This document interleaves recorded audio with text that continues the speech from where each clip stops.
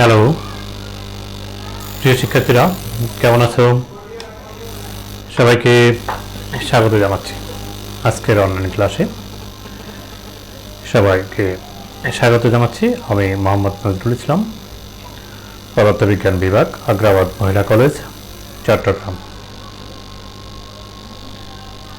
আজ আমরা কোন বিষয় নিয়ে আলোচনা করব সেটি একটু দেখো।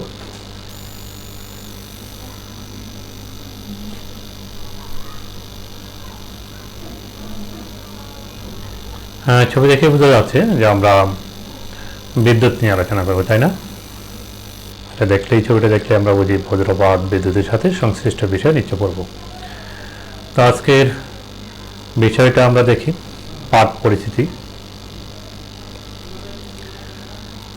আজ আমরা আমাদের এটা দ্বাদশ শ্রেণীর সিলেবাস, কিন্তু আমরা একাদশ শ্রেণীতে ওইটা আমরা এখন পড়ে রাখি পাঠ্যপুস্তক কার্যক্রম বোর্ডের নিয়ম অনুযায়ী।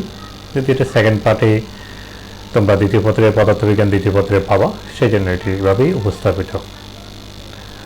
দ্বিতীয় অধ্যায় তড়িৎ ক্ষেত্র ও কুলম্বের সূত্র, এটি হচ্ছে আমাদের আজকের পাঠের বিষয়। এখন আসো, আজকের ক্লাস শেষে আমরা কি শিখব? শিখন ফল যাকে আমরা বলি, আমরা জানব নিশ্চয়। চার্জ কি সেটি ব্যাখ্যা করতে পারবো। চার্জের প্রভাব ও তড়িৎ ক্ষেত্র সম্পর্কে আমরা ব্যাখ্যা করতে পারবো। কুলম্বের সূত্র সম্পর্কে জানব।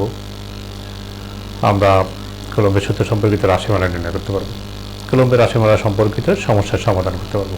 আবার বলছি, চার্জ কি,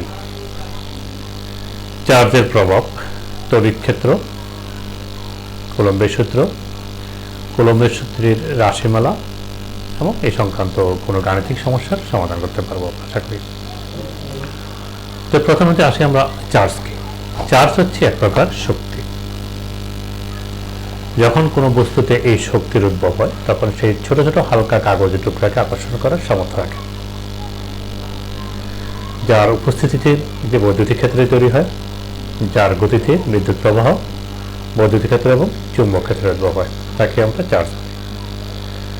তাহলে আমরা সংখ্যাটা যদি করি, এক নম্বরের সংখ্যা আমাদের আসে, তাহলে আমরা বলবো চার্জ হলো এক প্রকার শক্তি যা দুটি বস্তুর ঘর্ষণের ফলে উৎপন্ন হয়। দুটো বস্তুতে সমপরিমাণ বিপরীতধর্মী চার্জের উদ্ভব হয়। দুটো বস্তুতে যার ভিতরে ইলেকট্রনের আসক্তি বেশি, সেই ইলেকট্রন গ্রহণ করে, আর ইলেকট্রন আসক্তির যার কম, সে ইলেকট্রন ত্যাগ করে। ফলে একটি ইলেকট্রনের আধিক্য হয় আর একটা ইলেকট্রনের ঘাটতি হয়। ফলে আমরা দুই ধরনের চার্জিত বস্তু দেখতে পাই। একটি হচ্ছে ধন চার্জ নামে আখ্যায়িত করি, আর একটাকে আমরা ঋণ চার্জ নামে আখ্যায়িত করি। যেখানে ইলেকট্রনের ঘাটতি, সেটা হচ্ছে ধনাত্মক চার্জিত বস্তু, আর যেটি ইলেকট্রন আধিক্য, সেটি হচ্ছে ঋণাত্মক চার্জিত বস্তু। তাহলে চার্জের প্রকারভেদে আমরা জানলাম দুই ধরনের, একটা ধন চার্জ আর একটা ঋণ চার্জ। ধন চার্জিত বস্তুকে আমরা প্লাস চিহ্ন দিয়ে ব্যবহার করি, আর ঋণ চার্জের বস্তুকে আমরা ঋণাত্মক চার্জের বস্তুকে আমরা ঋণাত্মক চিহ্ন দিয়ে ব্যবহার করে থাকি। এখানে আমরা একটি ছবি দেখাচ্ছি, ছবিটা তোমরা দেখো। সেখানে দুটো চিত্র দেখা যাচ্ছে। প্রথম চিত্রে আমরা দেখতে পাচ্ছি দুটো চার্জিত বস্তু কাছাকাছি, আর এখানে দেখতেছি দুটো চার্জিত বস্তু একটু দূরবর্তী স্থানে, কারণ এরা সমধর্মী চার্জ পরস্পরকে বিকর্ষণ করে, বিপরীতধর্মী চার্জ পরস্পরকে আকর্ষণ করে। চার্জের এটি ধর্ম, এই ধর্মটা আমরা জেনে নিলাম। তাহলে আমরা কি জানলাম? আমরা জানলাম চার্জ কি, আমরা জানলাম চার্জের প্রকারভেদ, আমরা জানলাম চার্জের ধর্ম। এগুলো তোমরা নিশ্চয়ই আগের যেগুলো আলোচনা করলাম সেগুলো জানো কিনা? নিশ্চয়ই জানো তোমরা, সেটি তোমরা খেয়াল করবা, পারো কিনা সেটা দেখবা। নাহলে আবার আবার ভিডিওটা আবার সামনে দেখবা, আবার সেটা বুঝে নেবা। এখন আমরা আমাদের দ্বিতীয় টপিক তড়িৎ ক্ষেত্র সম্পর্কে আলোচনা করব, অর্থাৎ চার্জিত বস্তুর প্রভাব। একটি চার্জিত বস্তুর আশেপাশে একটা প্রভাবিত অঞ্চল তৈরি হয়, যেখানে অন্য কোনো চার্জিত বস্তুকে আমরা জানি সেটি প্রভাবিত হয়। যে অঞ্চল জুড়ে তার প্রভাব বিদ্যমান থাকে, যে এরিয়া জুড়ে, সেটি হচ্ছে তড়িৎ ক্ষেত্র। চার্জিত বস্তুর চারদিকে যে অঞ্চল ব্যাপী তার প্রভাব বিদ্যমান থাকে, সেই অঞ্চলকে তড়িৎ ক্ষেত্র বলে। একটি চার্জিত বস্তু থেকে অনেক দূর পর্যন্ত এই প্রভাবটা থাকে, আমরা বলি অসীম দূর পর্যন্ত তড়িৎ ক্ষেত্র বিদ্যমান থাকে। তাহলে তড়িৎ ক্ষেত্রের সংখ্যা তোমরা জেনেছ এবং এটা বুঝে নিলাম। আমরা এখন তড়িৎ বলরেখা নিয়ে আলোচনা করব। একটি চার্জিত বস্তু যদি রাখি, তার আশেপাশে একটা অঞ্চল তৈরি হয়, সেটি হচ্ছে তড়িৎ ক্ষেত্র। সেই তড়িৎ ক্ষেত্রে যদি আমরা অন্য কোনো চার্জিত বস্তুকে আনি, সেটি প্রভাবিত হয়, আকর্ষিত হয় কিংবা বিকর্ষিত হয়। আকর্ষণ বা বিকর্ষণের সময় তাদের উপর একটা বল প্রযুক্ত হয় এবং বলটা সংযোজক রেখা বরাবর ক্রিয়া হয়, ফলে ওই চার্জদ্বয় একটা আরেকটা কাছাকাছি আসে অথবা দূরে যায়, সেটি একটি রেখা বরাবর। তড়িৎ বলরেখা হচ্ছে একটি চার্জিত বস্তুর নিকটে যদি আমরা একক ধনাত্মক চার্জ স্থাপন করি, তাহলে এটি যেই পথে পরিভ্রমণ করে সেটি হচ্ছে তড়িৎ বলরেখা। যেমন এটা যদি একটি চার্জিত বস্তু হয়, তাহলে আমরা দেখতে পাবো এরকম করে বলরেখাগুলো নির্গত হচ্ছে। এরকম কি কোনো রেখাটির কথা? এটা একটা কাল্পনিক রেখা। আমরা যদি একটা চার্জিত বস্তুকে এই জায়গায় রাখি, এই পথে যাবে, এইখানে রাখি এই পথে যাবে, এখানে রাখি এই পথে, অসংখ্য বলরেখা এরকম নির্গত হয় চতুর্দিকে। এবং বলরেখাগুলো অবিলম্বভাবে নির্গত হয়। একটি বলরেখা আরেকটা রেখাকে কখনো ছেদ করে না। বলরেখাগুলো পরস্পরকে পার্শ্ব চাপতে, একক ক্ষেত্রফলের মধ্য দিয়ে অতিক্রান্ত বলরেখার সংখ্যা থেকে আমরা তড়িৎ প্রাবল্যের মান হিসাব করতে পারি, তড়িৎ প্রাবল্যের দিক আমরা জানতে পারি বলরেখার সাথে অঙ্কিত স্পর্শকের সাহায্যে। তাহলে বলরেখা কি? বৈদ্যুতিক ক্ষেত্রে একক ধনচার্জ স্থাপন করলে ওই ধনাত্মক চার্জটি যেই পথে পরিভ্রমণ করে সেটি হচ্ছে তড়িৎ বলরেখা। আমরা এরকম বলরেখা নির্গত, অসংখ্য বলরেখা নির্গত হবে ধনাত্মক চার্জ থেকে, আর ঋণাত্মক চার্জ থেকে অসংখ্য বলরেখা আগত হবে। আমরা পরের চিত্রে দেখব যে এখানে দেখো এই ধনাত্মক চার্জ ঋণাত্মক চার্জ অবিলম্বভাবে নির্গত হচ্ছে আর এখানে অবিলম্বভাবে প্রবেশ করতেছে। আবার পাশাপাশি চিত্র দেখো, এটাতে বেশি সংখ্যক বেরোচ্ছে, এটা তো বেশি সংখ্যক প্রবেশ করতেছে, কারণ এটার তুলনায় এটার 2 একক, অর্থাৎ এখানে 1 একক হলে এটা 2 একক চার্জ আছে এখানে বেশি, এখানেও বেশি ঋণাত্মক চার্জ, সে কারণে এটার তুলনায় এটাতে বেশি সংখ্যক বলরেখা প্রবেশ করতেছে। তাহলে ধনাত্মক চার্জ থেকে বলরেখাগুলো অবিলম্ব নির্গত হয়, ঋণাত্মক চার্জে বলরেখাগুলো অবিলম্বভাবে প্রবেশ করে। এখন আমরা দ্বিতীয় চিত্র দেখি। যদি পাশাপাশি দুটি চার্জ থাকে, একটা ধনাত্মক আর একটা ঋণাত্মক, ধনাত্মক থাকতে পারে, ধনাত্মক ঋণাত্মক হলে ধন চার্জ থেকে বলরেখাগুলো উদ্ভূত হয়ে ঋণাত্মক চার্জে গিয়ে শেষ হবে। বলরেখাগুলো কখনো একটার ভিতর দিয়ে আরেকটা ক্রস করে যাবে না, তারা পার্শ্ব চাপ দেয় বলে এখানে স্ফীত হয়ে যাচ্ছে। তাহলে মনে রাখতে হবে বলরেখা ধনাত্মক থেকে ঋণাত্মকের দিকে যায়, ধনাত্মক চার্জ হতে উদ্ভূত হয়ে অবিলম্বভাবে নির্গত হবে, আর এখানে ঋণাত্মক চার্জে অবিলম্বভাবে প্রবেশ করবে।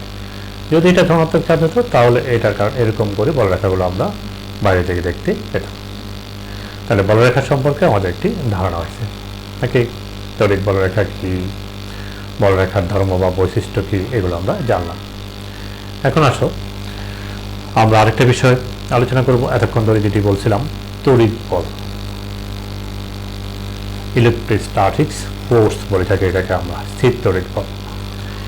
একটি চার্জিত বস্তুর তড়িৎ ক্ষেত্রের মধ্যে অন্য একটি চার্জিত বস্তু আনলে সেটি একটি বল লাভ করে, এই বলকে বলা হয় তড়িৎ বল। চার্জিত বস্তুর তড়িৎ ক্ষেত্রের মধ্যে অন্য একটি চার্জিত বস্তু আনলে সেটি একটি বল লাভ করে, এই বলকে বলা হয় তড়িৎ বল। চার্জিত বস্তুর মধ্যে যদি আমরা আরেকটি চার্জিত বস্তুকে আনি তখন সেটি একটি বল লাভ করে, এই বলকে কি বলা হয়? তড়িৎ বল বলে। এই বলের পরিমাণ কেমন হবে তা নিয়ে আমাদের একটি সূত্র আছে, সেই সূত্রটি এই বিজ্ঞানে দেখো নাম কি জানো? নাম হচ্ছে চার্লস অগাস্টিন দা কুলম্ব।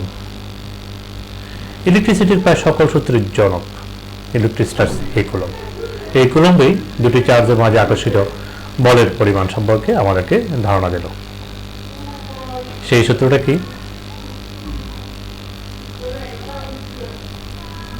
সেই সূত্রটা হলো, আমরা তার আগের একটা ভিডিও আছে আমাদের, সেটি একটু দেখা যায় কিনা দেখি।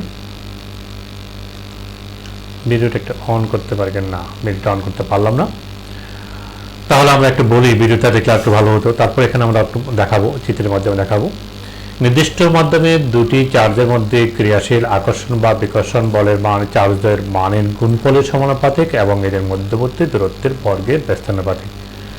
এই যে আকর্ষণ বল বা বিকর্ষণ বল ক্রিয়া করবে সেটি আদণ্ডের সংযোগ রেখা বরাবর ক্রিয়া করে। তো আমরা নেক্সট চিত্রটা দেখি। সূত্রটা আমার মুখস্থ করতে হবে, সবাই মুখস্থ করবা এবং এটা আমরা গাণিতিকভাবে দেখাবো। এই হচ্ছে দুটো চার্জ, নির্দিষ্ট পরিমাণ চার্জ, এখানে Q1 চার্জ, এখানে Q2 চার্জ। তারা পরস্পর থেকে আর দূরত্বে অবস্থান করতেছে, এটি তাদের সংযোজক রেখা। তাদের মাঝে যে আকর্ষণ বা বিকর্ষণ বল ক্রিয়া করবে সেটি তাদের মানের গুণফলের সমানুপাতিক, অর্থাৎ আমরা বলতে পারি F proportional to কি হবে 1/epsilon naught 4π epsilon naught Q1 Q2 divided by R square। আসলে এই চার্জের মানের গুণফলের সমানুপাতিক মানে F proportional to Q1 Q2। দূরত্বের বর্গের ব্যস্তানুপাতিক গাণিতিকভাবে প্রকাশ করলে F proportional to 1/r square। তাহলে দুটো সূত্রকে সমন্বয় করলে F proportional to Q1 Q2 divided by R square। সমানুপাতিক চিহ্ন ওঠানোর জন্য একটি সমানুপাতিক ধ্রুবক যাকে C দ্বারা প্রকাশ করি, এটা তোমরা SC তে পড়ে আসছো। এই সমানুপাতিক ধ্রুবককে আমরা এখন এটাকে লিখে থাকি 1/4π epsilon। এই 1/4π epsilon এই মানটা হচ্ছে সমানুপাতিক ধ্রুবক, যেখানে 4π জানো অ্যাপসিলনটা হচ্ছে কোনো মাধ্যমের ভেদন যোগ্যতা। তার মানে দুটি চার্জের মধ্যে আকর্ষণ বলটা সংযোগ রেখার উপর ক্রিয়া করবে, মানের উপর নির্ভর করবে, দূরত্বের উপর নির্ভর করবে এবং মধ্যবর্তী মাধ্যমের প্রকৃতির উপরও নির্ভর করবে।